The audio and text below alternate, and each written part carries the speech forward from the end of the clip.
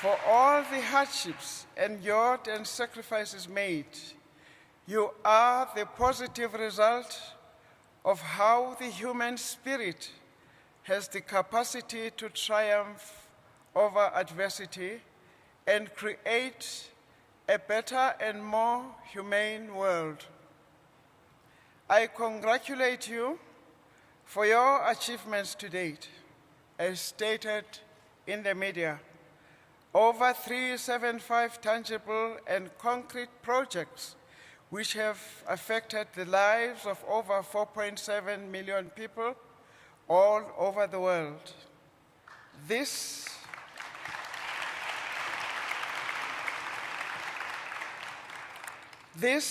tells me that you are not only a talk shop, but dedicated and visionary practitioners.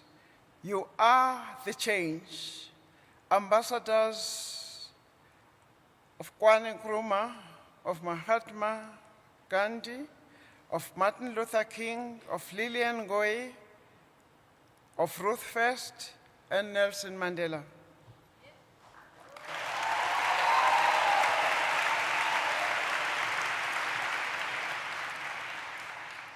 As a mother, grandmother, and great-grandmother, I ask myself where we have failed you,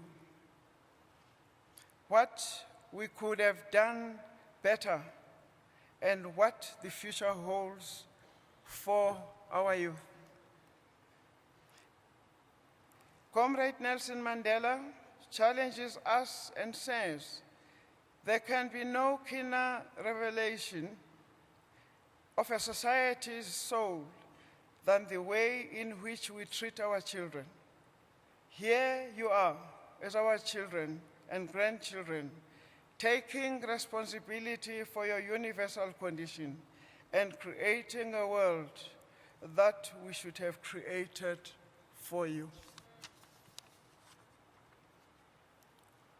If we are to honor the wishes of our beloved Madiba, allow us elders to volunteer our services to assist you in any capacity that you may need.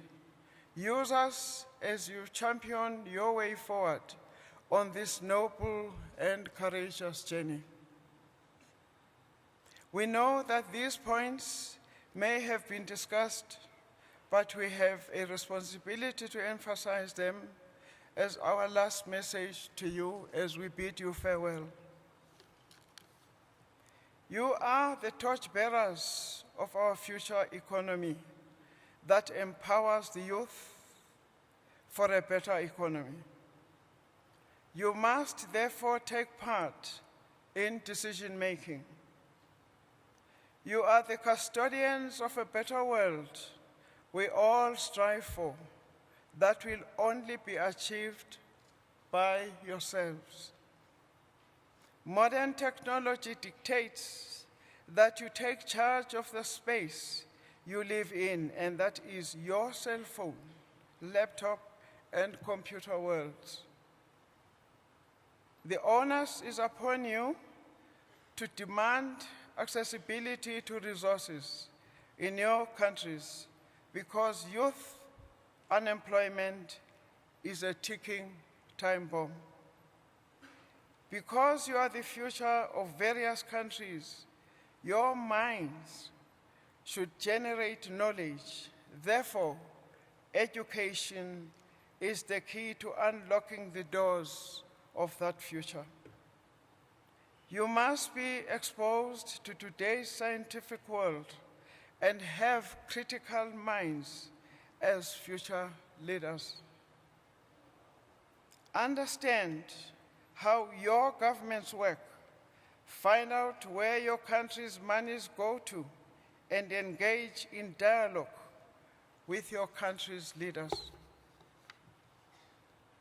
Former South African President Thabo Mbeki was invited to address a forum at the Bethesda Methodist Church last night, and he expressed his concern about a subject that has killed nations in Africa and is becoming a reality again in our country, and that is tribalism.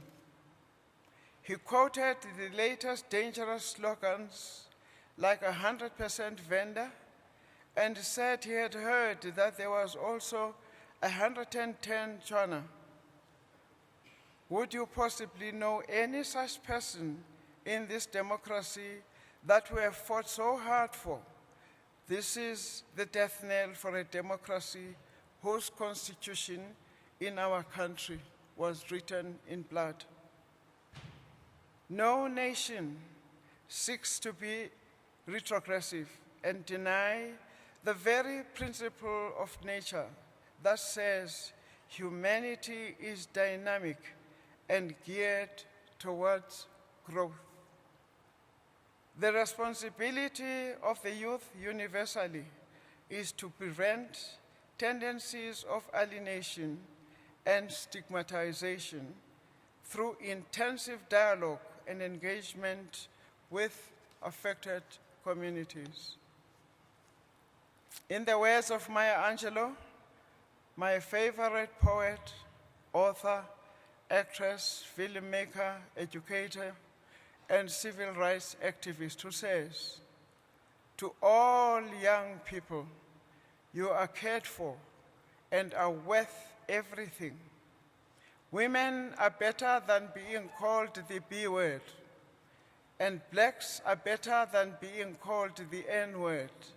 No matter what your race group, no matter what your age group, you are better than being called the world that would deny your humanity." This further enforces that as a global community, we must strive for the end of racialism, promote diversity, and create a world that generates its economic and social ideals for the purpose of humanitarian gain. In closing, I would like to thank the young man who has just introduced me, Tato Neregi, together with the many young leaders present here. Some of you I do not know your names, but your work and efforts sound loudly and clearly. I thank you because I merely came to say, as a grandmother, great-grandmother, farewell to you all. I love you all and wish you well in future. And thank you very much. And